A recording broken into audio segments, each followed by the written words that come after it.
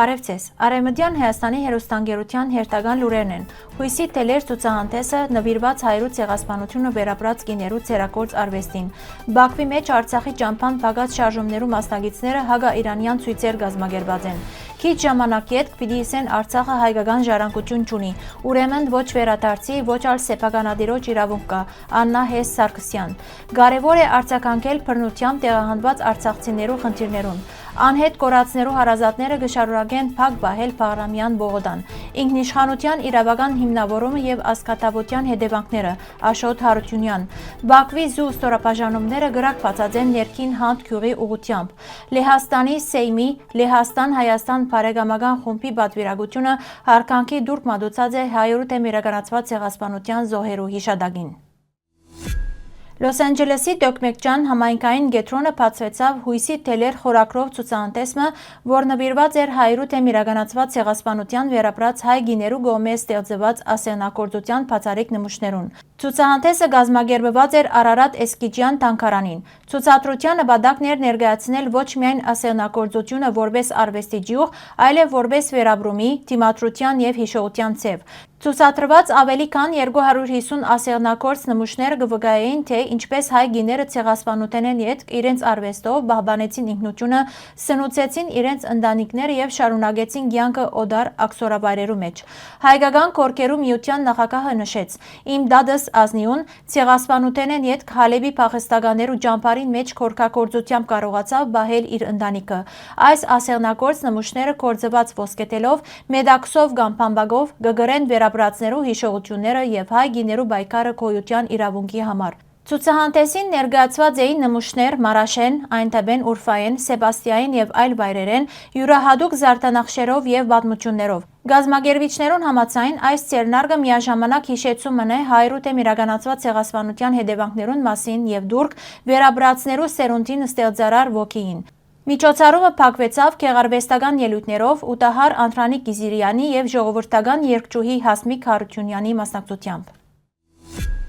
Իրանակետ Արտյոմ Դոնոյանի տելեգրամյան ալիքի հաղորդմամբ Բաքվի մեջ շարժումի մասնակցող փոքր խումբը, որ ամբողջովին կապված է իշխանության ֆոնդերու հետ, դուրս եկած է ի պաշտպանություն Իսրայելի։ Ցուցարարներն մեկը Իրանին կնսեմացնե գործածելով ահաբեկչական պետություն եւ մոլաներու ռեժիմ արտահայտությունները։ Այս խումբը նույն ինքն է, որ 2022-ի դեկտեմբերին Բաքվի իշխանությունները ուղղությամբ փակեց Արցախը Հայաստանին գաբող ճամփան, ներկայացնելով այդ քայլը իբրև էգո ակտիվիստներու նախաձեռնություն։ Իրականության մեջ կտեսնենք, որ Բաքվի մեջ Իսրայելի սիոնիստական ռեժիմին ծառայող քաղաքական վերնախավը այնքան հնարավորություն եւ հերադեսություն չունի, որ կոնե դարբեր հարցերու բարակային գործած է դարբեր խմբակներ եւ ոչ թե միշտ ու ամեն օր նույն խումբը։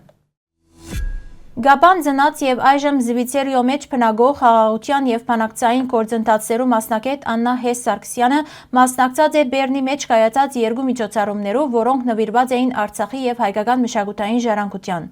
Ըստ անոր այս նախաձեռնությունները առանցքային նշանակություն ունին, քանի որ այսօր շատերը ներառյալ Բաքուն եւ Արևելյան Հայաստանի ղարաբարությունը Արցախը կնկատեն փակված հարց։ Սակայն Հես Սարգսյան կշեշտե, որ պայքարը դակավին ավարտած չէ եւ պետք է շարունակվի։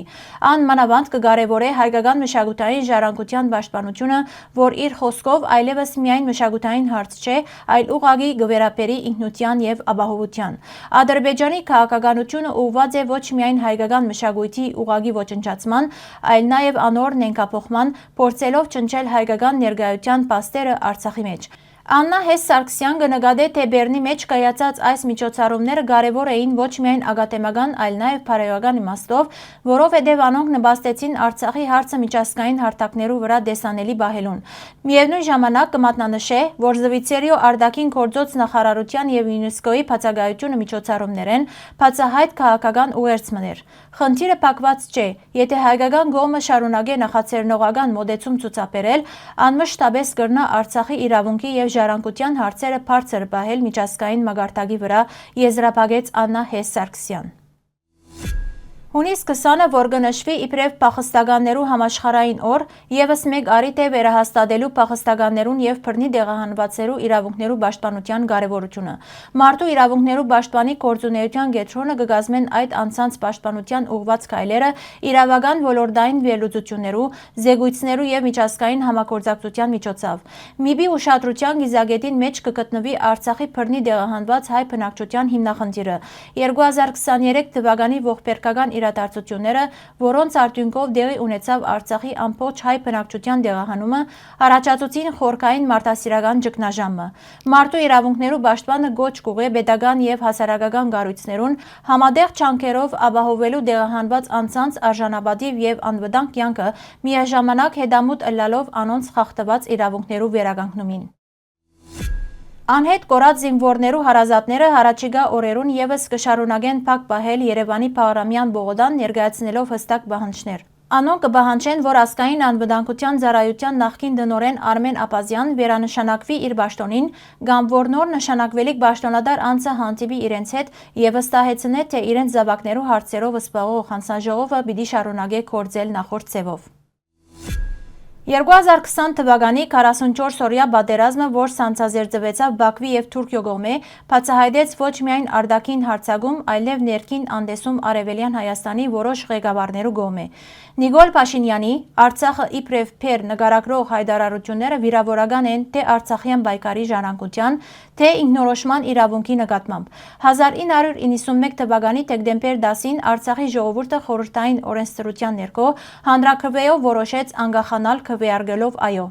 Այս որոշումը համահունչ է ՄԱԿ-ի բնիկ ժողովուրդներու իրավունքներու հայտարարակրին, սակայն Հայաստանի եւ Արցախի իշխանությունները երբեք չեն ներկայացուցած այդ հանրաքվեն միջազգային ատյաններուն առջև, ինչ որ թույլ տվավ, որ մադրիդյան սկզբունքները Արցախի կարգավիճակը ներկայացնեն իբրև ապակա որոշվելիք հարց։ Ի տարբերություն Իրանի, որ 2024-ին վճռականորեն պաշտպանեց իր ինքնիշխանությունը, Արցախը չգրծավ կազմակերպել դիմադրություն։ Նույնիսկ հնարավոր է որոշ ղեկավարներ քաղաքնի գործակցած ըլլան Բաքվի հետ, եզրափակելով 1991-ի հանրաքվեն ունի լիարժեք օրինականություն։ Ժողովուրդը խոսած է եւ անոր ցայնը պետք է ընդունվի իբրև քերակույն իրավունք։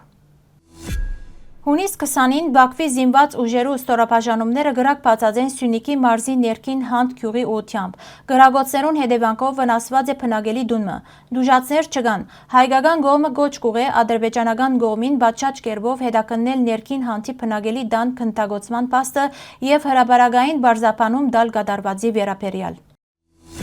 Լեհաստանի Հանրապետության Սեյմի Լեհաստան-Հայաստան բարեկամական խումբի ղեկավարի գլխավորած պատվիրակությունը հունիս 20-ին այցելեց Իձեռնագապերտի հուշահամալիր։ Հյուրերը ձագեբսակ դրին Արևմտյան Հայաստանի 100-ում իրականացված ցեղասպանության զոհերու նվիրված հուշագոթողին մոտ, ձաղիկներ խոնարեցին անմար գրագին մոտ, լրությամբ եւ խոնարհումով հարգեցին Սուրբ նահատակներու հիշադակը։ Հարգելի հայրենագիտներ, այսօրվան համար այսքան էինք նախատեսած։ Շնորհակալություն ձեր ուշադրության համար։ Լավ մնացեք։